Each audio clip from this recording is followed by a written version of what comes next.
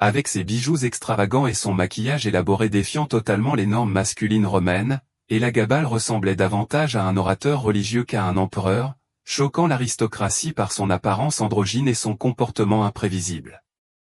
Sa première décision administrative révélait déjà son caractère révolutionnaire, il transforma une partie du palais impérial en temple dédié à Eugabal.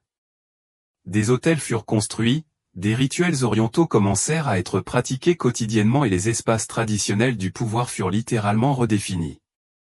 Pour les Romains conservateurs, c'était comme si un envahisseur culturel s'était emparé du centre du pouvoir impérial. Les rituels publics que Elagabalus commença à pratiquer étaient véritablement provocateurs, sacrifices d'animaux rares, danses extravagantes, processions où la pierre sacrée d'Obugabal était portée au milieu de musiciens et de danseurs. Tout était spectaculaire et délibérément choquant. Il voulait que chaque Romain comprenne l'avènement d'un nouveau type de pouvoir. La langue et les coutumes syriennes commencèrent à être introduites à la cour impériale. Elagabalus parlait couramment l'araméen et insistait pour que les documents officiels soient traduits, une œuvre inédite. Il fit appel à des cuisiniers, des artistes et des conseillers syriens, transformant le centre du pouvoir romain en un microcosme culturel oriental.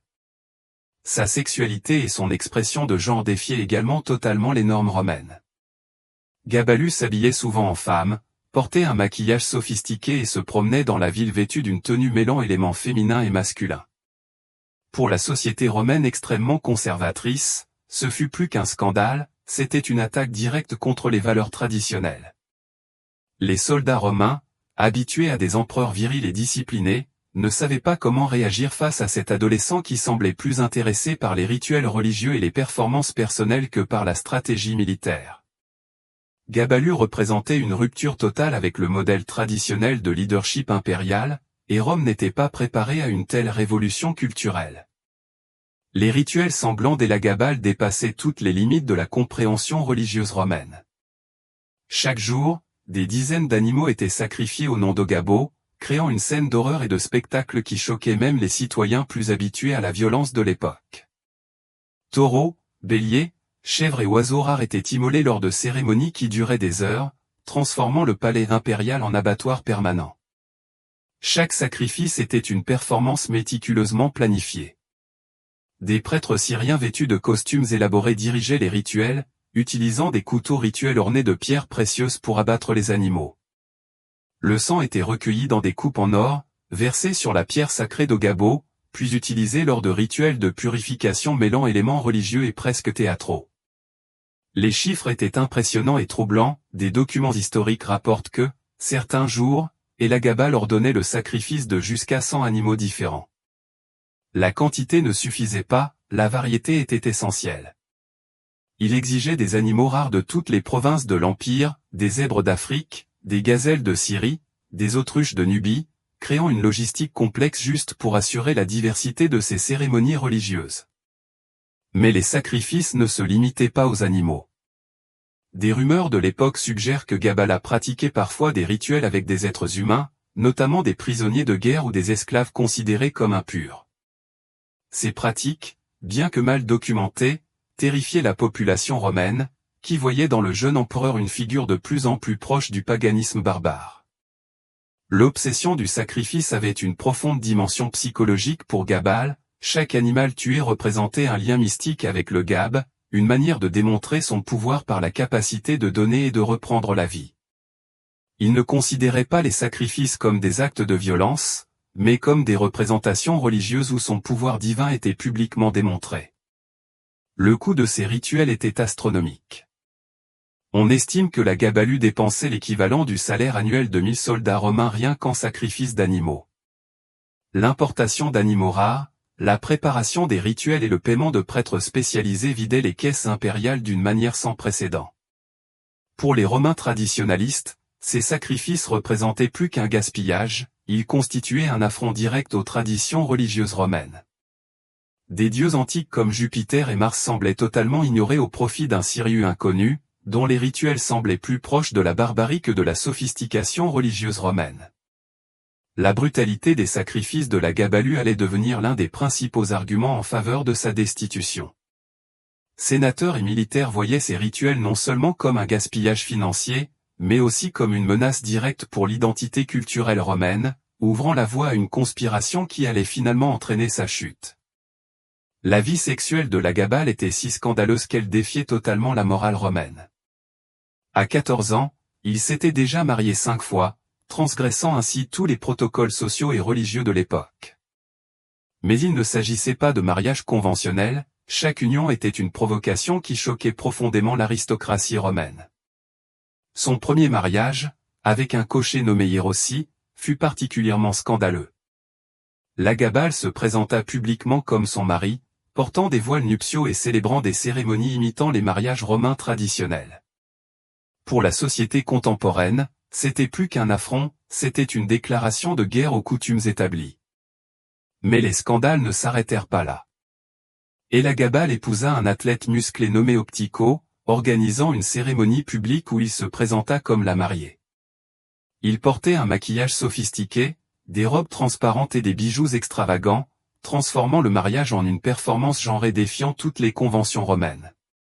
Le moment le plus choquant fut celui où Elagabal épousa une Vestale, un acte considéré comme un sacrilège absolu dans la religion romaine. Les Vestales étaient considérées comme sacrées, consacrées à la déesse Vesta, et tenues de respecter un vœu de chasteté. Toute rupture de ce vœu était punie de mort par enterrement vivant. Mais Elagabal défia publiquement cette tradition en organisant une cérémonie de mariage qui provoqua l'horreur dans toute la Rome antique. Sa sexualité était fluide et performative. Il se présentait tantôt comme un homme, tantôt comme une femme, portant des vêtements mêlant éléments masculins et féminins. Lors des banquets impériaux, il portait souvent des tenues féminines raffinées, arborant perruques, maquillage et bijoux d'une valeur inestimable. Pour les Romains conservateurs, c'était plus qu'un scandale, c'était un affront direct aux valeurs traditionnelles. Les bordels impériaux créés par Lagabal étaient de véritables centres d'expérimentation sexuelle. Ils réunissaient des personnes de genre, d'orientation et de statuts sociaux différents, créant ainsi des environnements où les hiérarchies romaines traditionnelles étaient totalement dissoutes. Prostituées, soldats, esclaves et aristocrates se mêlaient à des fêtes qui duraient des jours, arrosées de vin, de drogue et de performances sexuelles élaborées. Médecins et historiens de l'époque rapportent que Lagabal était obsédé par les organes sexuels masculins. Il collectionnait les pénis de divers hommes, transformant cette collection en une sorte de trophée étrange. Lors des banquets impériaux, il distribuait couramment ses souvenirs pour choquer ses invités et démontrer son pouvoir absolu. Pour couronner son palmarès de scandales, Elagabal annonça publiquement qu'il paierait une fortune à tout médecin capable de le transformer biologiquement en femme. Cette déclaration, faite alors qu'il n'avait que 16 ans, démontrait à quel point sa conception du genre et de la sexualité défiait totalement les normes de son époque.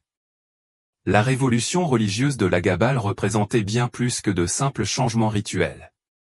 Il s'agissait d'une tentative radicale de réécrire la structure spirituelle de l'Empire romain. Son objectif principal était de remplacer Jupiter, le dieu suprême romain, par le dieu solaire syrien Eugabal, transformant ainsi radicalement la cosmologie religieuse séculaire. Pour accomplir cette révolution, Elagabal commença par construire un temple monumental sur le mont Palatin, centre religieux et politique de Rome. La construction était somptueuse, avec du marbre importé, des colonnes plaquées or et une pierre noire conique représentant Eugabal placée au centre du sanctuaire. Des prêtres syriens furent appelés pour accomplir les rituels quotidiens, remplaçant ainsi complètement les anciens prêtres romains. Les rituels du culte d'Eugabal étaient élaborés et provocateurs. Chaque jour, une procession transportait la pierre sacrée dans les rues de Rome, accompagnée de musiciens, de danseurs et de prêtres vêtus de costumes exotiques. La population romaine était contrainte d'assister, et souvent de participer, à ces célébrations qui remettaient en cause ses anciennes traditions religieuses. Elagabal déclara publiquement qu'Eugaba était supérieur à tous les dieux romains, y compris Jupiter. Il ordonna même le transfert des principales divinités romaines dans le nouveau temple, servantes du dieu Soleil. Des statues de dieux traditionnels furent placées, humiliantes, comme subordonnées à la pierre noire d'Eugaba. Mais la révolution religieuse ne s'arrêta pas là. Rituel. Elagabal entreprit de créer un nouveau panthéon, où les divinités syriennes et romaines fusionneraient, créant ainsi un système religieux entièrement nouveau. Il fit venir des divinités de différentes provinces de l'Empire, créant ainsi un modèle de syncrétisme religieux à la fois fascinant et menaçant pour les Romains traditionnels. Les prêtres romains traditionnels furent progressivement marginalisés. Ceux qui refusaient de participer aux nouveaux rituels étaient humiliés publiquement, leurs toges déchirées et contraints de participer aux cérémonies d'Élagabal en guise de punition. Il s'agissait d'une stratégie délibérée visant à détruire les anciennes hiérarchies religieuses. De plus, Élagabal commença à créer de nouveaux rituels mêlant éléments religieux et performances corporelles et sexuelles, des cérémonies où les genres étaient fluides, où sexualité et spiritualité se mêlaient, ce qui choquait profondément la société romaine conservatrice. Il ne considérait pas ces rituels comme des transgressions, mais comme des formes supérieures de connexion divine.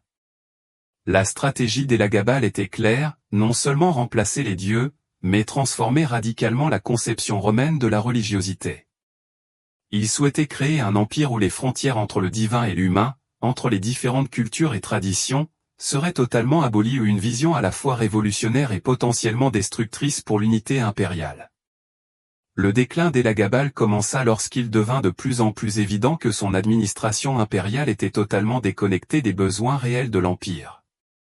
Alors que les provinces étaient confrontées à des problèmes militaires, économiques et administratifs, le jeune empereur se préoccupait davantage des rituels religieux, des orgies et des performances personnelles que d'une gouvernance efficace. L'armée romaine, traditionnellement le fondement du pouvoir impérial, commença à se révolter contre son autorité. Habituée aux empereurs masculins et stratèges, elle considérait Élagabal comme un affront aux valeurs militaires, ses performances sexistes, ses rituels extravagants et son mépris total des questions militaires suscitaient un mécontentement croissant dans les camps. Sa grand-mère, Julia Maesa, qui avait joué un rôle déterminant dans son accession au pouvoir, commença à comprendre qu'Élagabal représentait une menace pour la famille impériale elle-même. Non seulement il déstabilisait l'empire, mais il compromettait également les ambitions politiques futures de sa lignée. C'est alors qu'elle commença à comploter discrètement pour le remplacer par son cousin plus jeune et apparemment plus docile, Alexandre Sévère. La cour impériale était divisée entre ceux qui soutenaient encore Élagabal et une faction grandissante qui considérait sa destitution comme nécessaire à la survie de l'empire. Sénateurs, officiers et bureaucrates se réunissaient secrètement pour discuter des stratégies visant à destituer le jeune empereur, de plus en plus perçu comme une menace pour la stabilité romaine. Les problèmes administratifs s'accumulaient. L'économie impériale souffrait des dépenses extravagantes d'Élagabal en rituels, fêtes et importations d'animaux sacrificiels. Les caisses impériales se vidaient à un rythme alarmant, tandis que des provinces clés étaient confrontées à des crises d'approvisionnement et de sécurité. Ses relations avec l'armée devinrent particulièrement problématiques. Élagabal non seulement ignorait totalement la stratégie militaire, mais il humiliait aussi fréquemment les officiers en public, s'habillant de façon androgyne lors des réunions importantes et plaisantant sur la masculinité des soldats. Ce comportement suscita un profond ressentiment au sein des troupes, piliers du pouvoir impérial. La conspiration visant à destituer Élagabal prit rapidement de l'ampleur. Sa propre famille, menée par sa grand-mère Julia Maesa, commença à comploter pour le remplacer par Alexandre Sévère. Des réunions secrètes furent organisées, des alliances furent forgées et un plan systématique fut élaboré pour le destituer. Le jeune empereur, totalement inconscient des dangers qui l'entouraient, continua ses performances et ses rituels comme si rien ne pouvait menacer sa position. Son arrogance et son déconnexion de la réalité politique l'empêchèrent de voir la tempête se préparer sous ses yeux. Chaque acte de provocation, chaque rituel extravagant, chaque mariage scandaleux le rapprochait de sa fin tragique. Lorsque la conspiration aboutit enfin, Élagabal fut pris au dépourvu. Sa chute serait aussi rapide et violente que son ascension, révélant la fragilité de son pouvoir, bâti sur des provocations et des performances personnelles. L'empire qu'il croyait pouvoir transformer était sur le point de se retourner brutalement contre lui. La chute d'Élagabal fut aussi dramatique et violente que son bref règne sur le pouvoir impérial. En mars 222, après 4 années d'un règne marqué par les scandales et les provocations, le jeune empereur fut brutalement assassiné, victime d'une conspiration impliquant sa propre famille et des secteurs clés du pouvoir romain. La conspiration était menée par sa propre grand-mère, Julia Maesa, qui comprit qu'Elagabal représentait une menace non seulement pour l'Empire, mais aussi pour les ambitions de sa lignée. Elle orchestra secrètement le remplacement du jeune empereur par son cousin, Alexandre Sévère, considéré comme plus docile et plus traditionnel. Le jour du coup d'État, des soldats de la garde prétorienne prirent d'assaut les quartiers impériaux où séjournait Elagabal. Des témoins rapportent que le jeune empereur, vêtu de vêtements féminins et maquillé avec soin, tenta de se cacher dans des recoins improbables du palais. Sa panique était palpable, il savait que sa mort était inévitable. Les soldats le trouvèrent caché dans des latrines, vêtu de ses plus beaux atours, tentant de se fondre parmi les serviteurs. Il fut littéralement traîné dehors, ses vêtements coûteux furent déchirés, son maquillage ruisselant de larmes de terreur. À cet instant, toute sa puissance s'effondra. Son corps fut sauvagement assassiné, poignardé à plusieurs reprises par des soldats qui le haïssaient. Mais la violence ne s'arrêta pas là, son corps fut dépouillé, mutilé et traîné dans les rues de Rome, dans un spectacle d'humiliation publique. Les soldats l'attachèrent à des chevaux et le traînèrent jusqu'à ce qu'il ne reste que des lambeaux de chair. Après l'assassinat, le Sénat romain a décrété ce que les historiens appellent en damnation de la mémoire la condamnation de sa mémoire. Tous les documents officiels concernant Elagabal furent effacés, ses statues détruites, ses décrets annulés. C'était comme s'il n'avait jamais existé, une tentative d'effacer complètement son règne. Son corps fut jeté dans le Tibre, un sort réservé aux pires criminels. La tradition romaine voulait que sans sépulture digne, l'âme erre sans repos à jamais. C'était l'humiliation suprême pour celui qui avait défié toutes les traditions de l'Empire. Alexandre Sévère, son cousin, assuma immédiatement le pouvoir impérial. Il représentait l'opposé d'Elagabal, traditionnel, conservateur et bureaucratique. Sa première action fut de détruire complètement l'héritage de son cousin, annulant toutes les réformes religieuses et culturelles mises en œuvre par Elagabal. Mais l'histoire d'Elagabal ne fut pas totalement effacée. Chroniqueurs et historiens ultérieurs le décriront comme l'un des empereurs les plus scandaleux de l'histoire romaine. Son bref passage au pouvoir restera à jamais gravé dans les mémoires comme un moment de rupture totale avec les traditions impériales, un exemple de la façon dont le pouvoir absolu peut engendrer des comportements totalement imprévisibles. Sa mort représentait plus que la chute d'un empereur, c'était la destruction d'un projet de transformation culturelle radicale.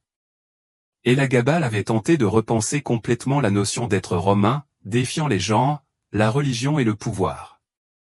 Sa défaite brutale démontra à quel point l'Empire était prêt à résister à tout changement remettant en cause ses structures les plus profondes.